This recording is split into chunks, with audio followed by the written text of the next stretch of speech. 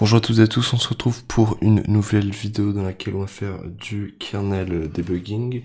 Donc pour ce faire, j'ai juste adapté mes fichiers pour que je puisse lancer la compilation et avoir relativement rapidement le menu de compilation pour pouvoir choisir les bonnes options de compilation pour le kernel. Ce qui va se passer, c'est que je vais faire à peu près la même chose que ce que j'avais fait dans la vidéo précédente, à part que je vais rajouter deux options de compilation pour pouvoir avoir les symboles pour faire du debugging et aussi des scripts en plus pour GDB. Et après, dans un deuxième temps, je vais edit le script de base qui est créé par VMMake. Et je vais après me connecter avec GDB. On va voir tout ça. Donc là, pour lancer la compilation, on fait un make. Rien d'incroyable. On arrive directement dans les options de compilation. On va directement aller dans kernel hacking, dans compile time checks and compile options. On va activer le compile the kernel with debug info. Et on va aussi activer le provide GDB script. Après ça, après tout, on fait un script, un exit pour garder le reste des options par défaut. Après, c'est assez rapide. Il a créé ma VM. On a bien notre start.sh. Ce qu'on va faire, c'est qu'on va faire un vim start.sh pour ajouter deux options en fait. On va ajouter un "-s" majuscule pour s'arrêter au début de l'exécution du kernel, et un "-s" minuscule pour pouvoir écouter sur le port 1, 2, 3, 4, ouais. 1234, et écouter pour une connexion GDB. Tout simplement, donc là, on quitte et on le lance. Et ce qu'on va faire, c'est que sur mon autre terminal, je vais aller dans le répertoire de compilation, et plus précisément, voilà, dans build. C'est dans Linux build. Et en fait, il y a deux choses intéressantes. Il y a en fait un VM Linux et le VM Linux GDB. Donc là, en fait, ce qu'il faut faire, c'est qu'il faut aller dans le GDB, dans le fichier qui va être appelé à chaque fois que GDB est lancé. Et il faut ajouter cette ligne. Donc le reste, on s'en fiche, c'est mon fichier personnel.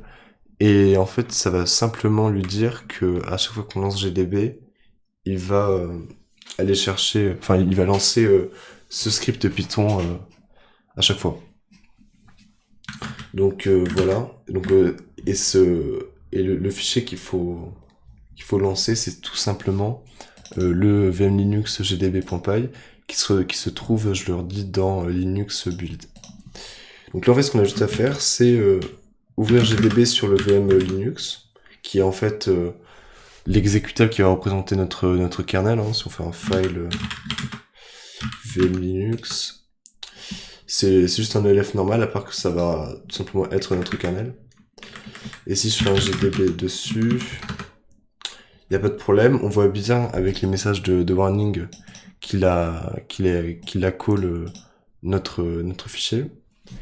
Et ce qu'on va tout simplement faire, c'est que on va faire un target remote 1, 2, 3, 4 pour ouvrir une connexion TCP sur le port 1, 2, 3, 4 sur localhost. On voit qu'on est bien connecté, mais il n'y a pas vraiment de symbole très parlant. Du coup, ce qu'on va faire, c'est qu'on va continue. On voit que là, on a bien une machine qui marche, ma foi, très bien. Voilà. Et ce qu'on va faire, c'est qu'on fait un CTRL-C. Et quand on fait le CTRL-C, on voit qu'on a bien tous nos symboles.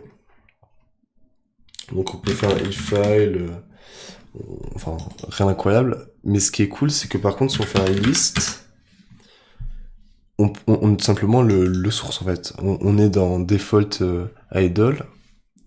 Et voilà. Et de la même manière, on peut poser un breakpoint, par exemple, si je break sur Camalloc, qui est une fonction quand même assez emblématique, on va dire.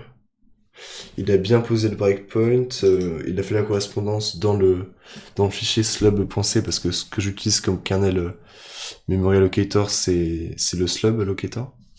Donc on peut faire un continue et voir s'il va break ou pas. Donc pour break, ouais, donc là il a déjà break en faisant ls. On voit qu'on est arrivé dans Camalloc. Donc si on fait à coup de liste, on peut avoir le source. On peut print quoi? On peut print Est-ce que si on fait un print size, là on a la slice. On a la slice qui a été request, on peut aussi print les flags. Qui sont... Voilà, ça c'est les flags. Le flag c'est pas toujours très parlant, mais... Ah oui, bon, il n'y a pas de binaire, c'est vrai. Donc voilà, on arrive parfaitement à débugger le kernel. Et c'est très intéressant parce que bah, c'est hyper utile, quoi.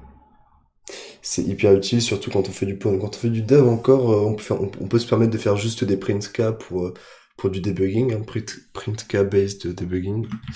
Mais quand on fait du pawn, c'est hyper utile d'avoir un support pour GDB.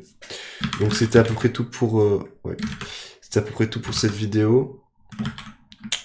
J'espère que ça vous aura été utile parce que c'est pas forcément évident. Mais du coup, on se retrouve la prochaine fois pour une autre vidéo. Salut.